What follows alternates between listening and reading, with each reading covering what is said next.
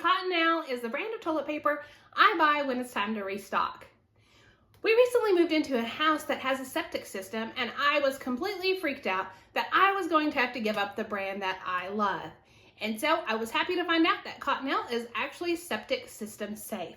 That was a huge win for me. I didn't have to sacrifice quality just to buy a new house.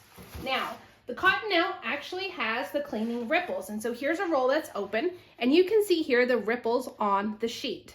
So not only does it have cleaning ripples that helps make sure you get everything clean, but the ply is actually pretty sturdy. So here I'm gonna tear one off, and so I'm giving it a nice little tug. So these are nice and sturdy, and they are absorbent just to help make sure everything is clean. While they are sturdy and absorbent, they are also soft to the skin.